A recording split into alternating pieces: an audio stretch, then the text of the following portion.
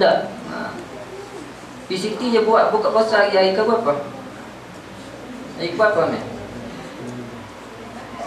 10 raya dah.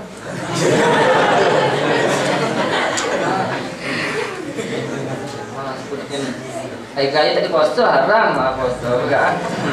Nyanyi ke Azhar kena tambah bila raya dia. Yang dia puasa 10 hari bulan. 10 dengan 11. 10 dengan 11. Maknanya hari 4 dengan 5 tu. 4-5 kita diwajibkan berpuasa. Niat mana tinggal itu niat sekali tu, kapung dah. Tapi 9 bulan kena puasa juga. Ada 9 bulan pun kita kena puasa juga. Mudah-mudahan kita semua jadi umat Nabi Muhammad sallallahu alaihi wasallam yang cerdik dan juga bijak untuk cari tempat peluang-peluang untuk dapatkan pahala Allah Subhanahu wa taala. Kalau orang tak mengaji dia tak tahu. Tak. Tapi orang mengaji dia tahu. Alhamdulillah. Baik, insya-Allah malam ni kita akan sambung pengajian kita dengan dua kitab ni, Ayyuhal Walad dan juga kitab Bidayatul Usul fi Tafdilir Rasul sallallahu alaihi wasallam tasliman katsiran. Ana minta maaf minggu lepas tidak berkesempatan untuk bersama dengan sahabat-sahabat sekalian dan telah diganti oleh Al-Fadhil Ustaz Faisal dan ana dikhabarkan Ustaz Faisal ni apabila ana balik dia akan sambung pengajian, mungkin dia akan ajar kitab barulah. Dan ana insya-Allah akan sudah ke kitab ni. Kita akan sambung untuk apa yang kita berhenti pada hari itu. Cumanya ingat tak baca Qasidah Al-Muhammadiyah? Allahumma shalli ala sayyidina Muhammadin wa ala ali sayyidina Muhammad. Wah, ya kalau ni ikut jatuh sikit nak bagi ruang kepada sahabat kita mari lewat. Rapat dengan kawan lah. Takutnya semangat tak depan kawan.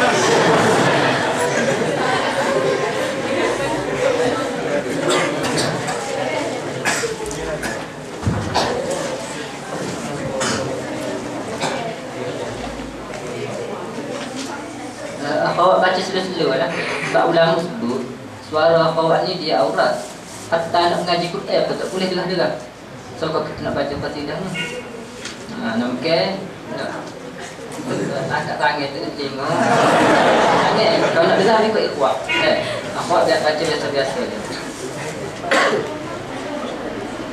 Muhammadun asyraful a'rabi wal ajami. Muhammadun khairu man yamshi ala qadami. Muhammadun basitul ma'rufi jami'uhu. Muhammadun sahibul ihsani wal karami. Muhammadun tajurus lillahi qatibatan. Muhammadun sadiqul aqwali wal kalimi. Muhammadun sabitul mithaqi hafizuhu. Muhammadun tayyibul akhlaqi wasyiyami. Muhammadun ruwiyat bin nuri tinatuhu. Muhammadun lam yazal nuran minal qidami. Muhammadun hakimun bil adli dhu syarafin. Muhammadun ma'dinul in'ami wal hikami. Muhammadun khairu khalqillah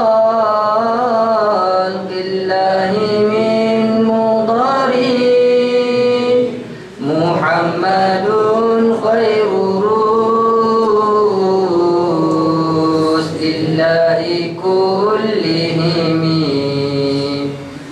Muhammadun dinuhu haqqun nadinu bihi Muhammadun mujmilan haqqan ala alamin Muhammadun zikruhu ruhun li anfusina Muhammadun syukruhu fardun alal umami Muhammadun zinatud dunya wa bahjatuna Muhammadun kashiful ummati wa zulami Muhammadun sayyidun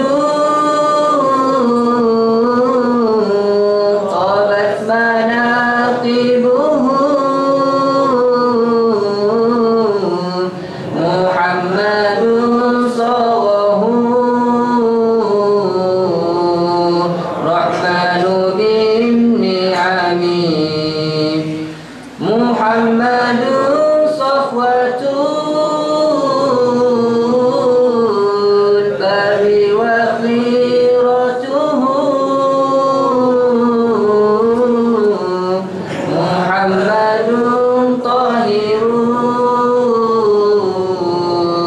min sairi tuhami Muhammadun dhahikun lidhaifi mukrimuhu Muhammadun jaruhu wallahi lam yudami Muhammadun qabatid dunya bi ba'datihi Muhammadun jabil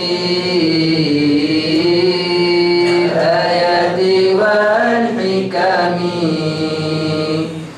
Muhammadun yawma ba'atin nasi syafi'una Muhammadun nuruhul hadi minaz zulami Muhammadun qaimun lillahi dhu himami Muhammadun khatamu lirrusli kullihimi sallallahu ala sayyidina Muhammadin wa ala alihi wa sahbihi wa sallam.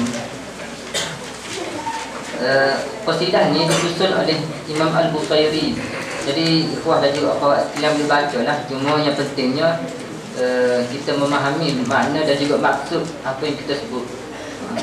Kalau sedap saja tak ada pasal. Mudah-mudahan meningkat cinta kita dan juga sayang kita kepada Nabi Allah Muhammad sallallahu alaihi wasallam. Ada seorang sahabiah.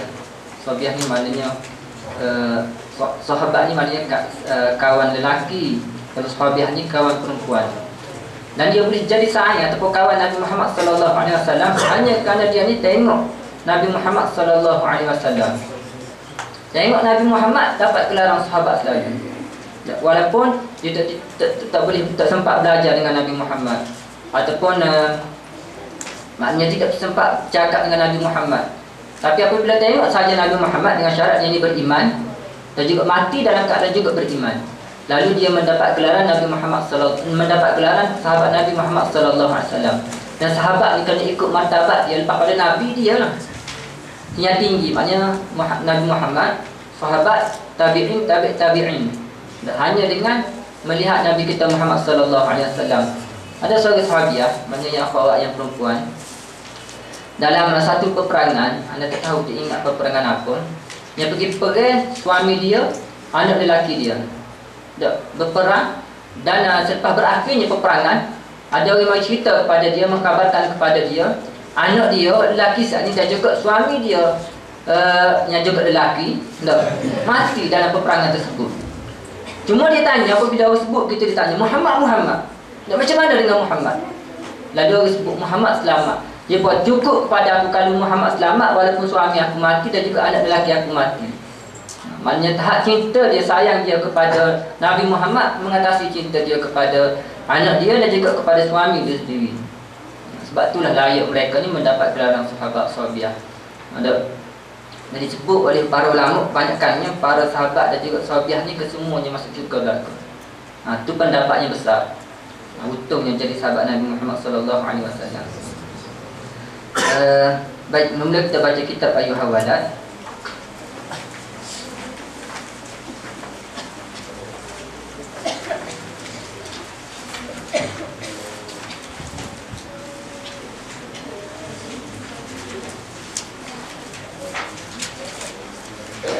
Itu Ustaz ni Faisal dia baca yang ke-10 dah. Maknanya malam ni insya-Allah kita sambung yang ke-11.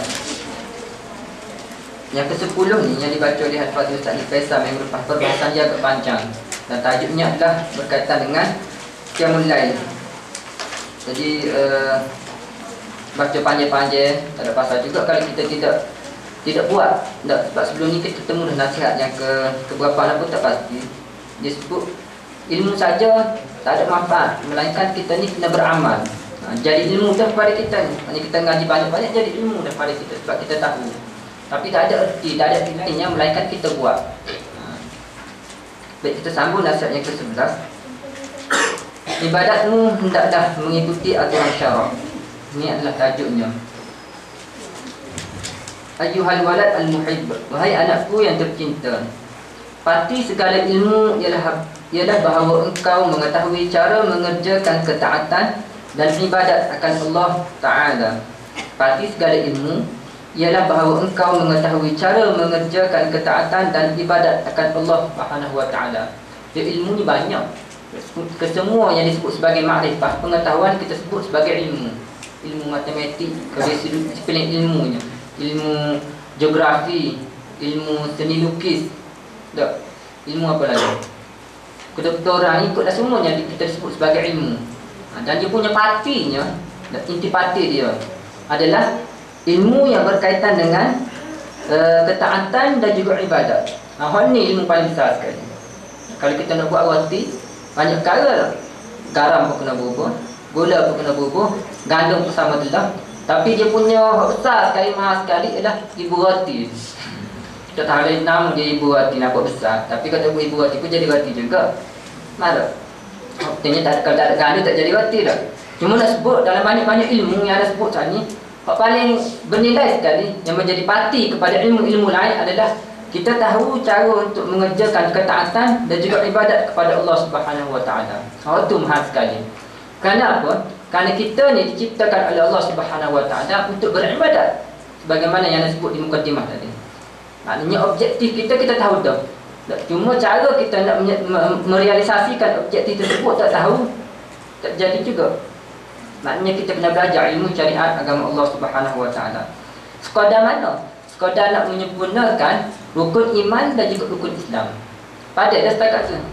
Hanya untuk rukun haji kita tahu sikit sebanyak, berkaitan dengan puasa kita tahu sikit sebanyak, berkaitan dengan solat kita tahu sikit sebanyak. Itu rukun Islam. Rukun iman pula bagaimana cara nak meyakini ataupun beriman dengan Allah Subhanahu Wa Ta'ala, beriman dengan Rasulullah sallallahu alaihi wasallam, beriman dengan hari akhirat. Sekadar untuk menyempurnakan rukun iman dan juga rukun Islam sudah memadai bagi kita orang awam ni.